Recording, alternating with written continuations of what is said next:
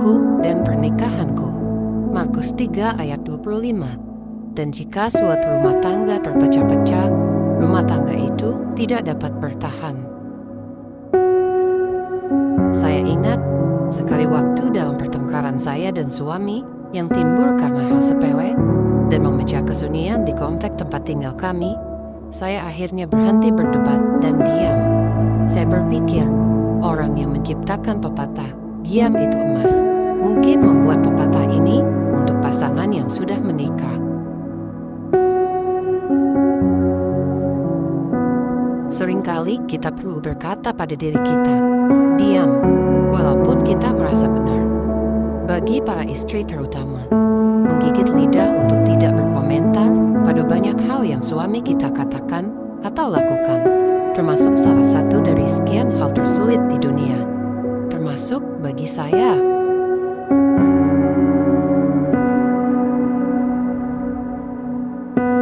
Urusan selera yang tidak penting. Dia bilang makanan paling enak adalah bakmi. Kita bilang lebih enak bubur ayam. Kalau dia ngotot, makanan pilihannya nomor 1. Biarkan saja. Namanya juga selera. Selera boleh berbeda. Yang penting cita-citanya sama. Hidup benar di mata Tuhan dan masuk surga nantinya. Urusan tanggung jawab. Kalau dia enggan berdoa dan baca firman, padahal sudah kita ingatkan bahwa prioritas hidup orang percaya adalah Tuhan dan membangun hubungan yang karib dengan Tuhan. Namun dia tetap memilih prioritas lain. Biarkan saja. Toh kita menuju pintu surga atau pintu neraka tidak berpasangan. Kita akan diadili dan diminta pertanggungjawaban masing-masing atas apa yang kita lakukan semasa hidup di dunia. Urusan pilihan yang menurut dia benar ketika dia berangkat kerja dan memilih rute yang berputar-putar. Biasanya kita tergoda untuk memaksa. Lewat sini kan lebih dekat. Untuk apa berputar jauh-jauh? Buang waktu, buang bensin. Walaupun kita benar, namun dia yang akan menanggung akibatnya. Lambat tiba di kantor. Biarkan saja. Urusan hal yang masih dalam tahap rencana. Saat ia berkata bahwa nanti tahun sekian rencananya akan beli rumah klaster yang bisa dipasang pagar supaya lebih aman. Namun Anda bilang, rumah klaster tentu aman, makanya tidak perlu pasang pagar. Ketika ia ngotot, biarkan saja.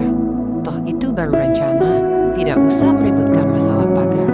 Sebab kita tahu bahwa Tuhanlah yang pegang kendali dan memberi kita rasa aman, bukan pagar. Sekali kita sampaikan pendapat kita, lalu kedua kalinya kita tegaskan soal yang sama. Itu sudah cukup. Lebih dari itu, masuk kategori cerewet atau merengek. Ini, saya pun masih berjuang melakukannya. Butuh kerendahan hati untuk diam. Karena sering dianggap salah dan kalah. Tapi, kalaupun kita menang hasil ngotot dan berteriak, memangnya kita akan dapat piala? Tidak juga kan?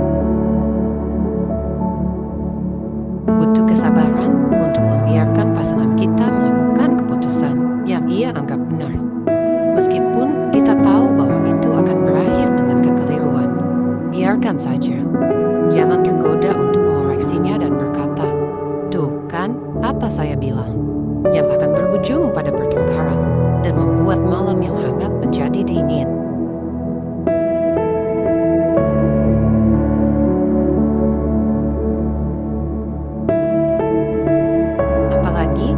Orang itu akan sekamar dengan kita malam ini. Tenang lebih penting daripada menang. Saya juga sangat bergumul dalam hal ini. Seringkali, yang memicu pertengkaran dan perpecahan dalam rumah tangga berawal dari meributkan hal-hal sepele.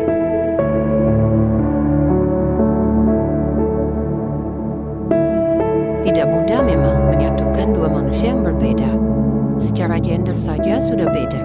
Sifatnya juga beda. Latar belakang keluarga dan pendidikan juga beda, apalagi soal selera, jangan ditanya. Banyak orang memutuskan berpisah karena merasa terlalu banyak perbedaan yang tidak dapat ditemukan titik tengahnya, sehingga menyebabkan ketidakbahagiaan.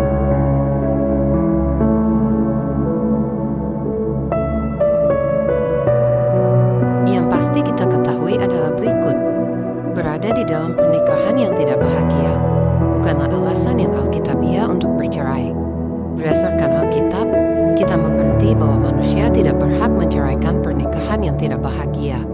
Allah bermaksud supaya pernikahan itu bertahan seumur hidup.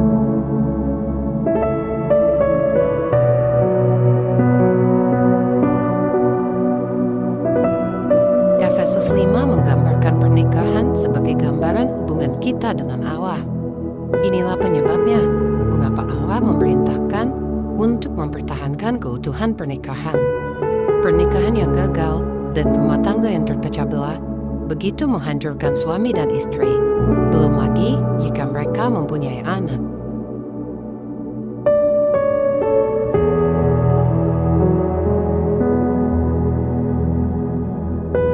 Penjelasan ini bukan berarti bahwa Tuhan berkehendak mengurung kita dalam pernikahan yang tidak bahagia. Ketika Tuhan memandang masalah dalam pernikahan, Ia bermaksud memperbaikinya, bukan membiarkannya. Dan saya bersyukur Tuhan menolong saya memperbaiki pernikahan saya melalui sahabat dan keluarga rohani ketika pernikahan saya di ujung tanduk.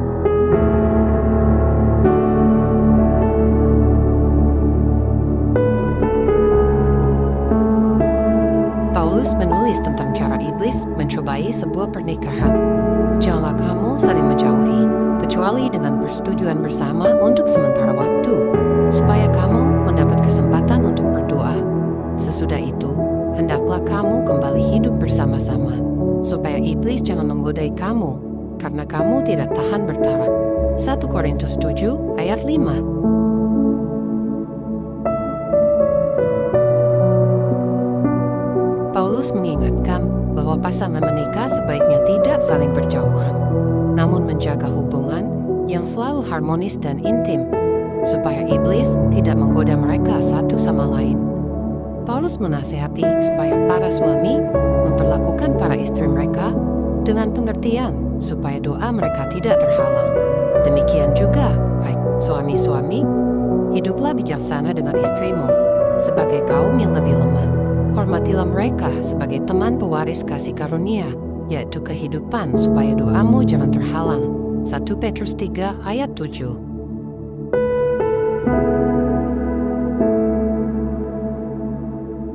Dari ayat-ayat ini, kita mengamati bagaimana pernikahan adalah medan pertempuran rohani.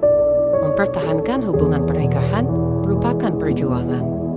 Allah mendesak supaya kita berdamai. Matius 18 ayat 15-16 mengajarkan komunikasi yang terbuka dan jujur mengenai kekecewaan dan sakit hati yang diakibatkan oleh dosa.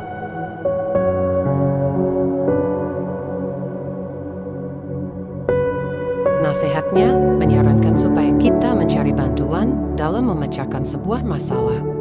Allah juga menasihati supaya kita mencari sukacita dan kebahagiaan bukan kepada pasangan kita semata, tapi di dalam Dia. Bersukacitalah senantiasa dalam Tuhan. Sekali lagi kukatakan, bersukacitalah. Filipi 4 ayat 4. Allah telah memberi para suami perintah yang jelas dalam Efesus 5 ayat 25-28. Hai suami, kasihilah istrimu sebagaimana Kristus telah mengasihi jemaat dan telah menyerahkan dirinya baginya. Demikian juga, suami harus mengasihi istrinya, sama seperti tubuhnya sendiri. Siapa yang mengasihi istrinya, mengasihi dirinya sendiri. Bagi para istri, Allah memerintah supaya mereka tunduk kepada pimpinan suami mereka, ayat 22, dan menghormati suami mereka, ayat 33. Dengan meladani Kristus, keduanya perlu saling tunduk, Efesus 5 ayat 21. Jika kedua pasangan memenuhi tanggung jawab alkitabiah mereka, maka pernikahan itu akan membuahkan sukacita dan kebahagiaan. Semoga Tuhan Yesus memberkati.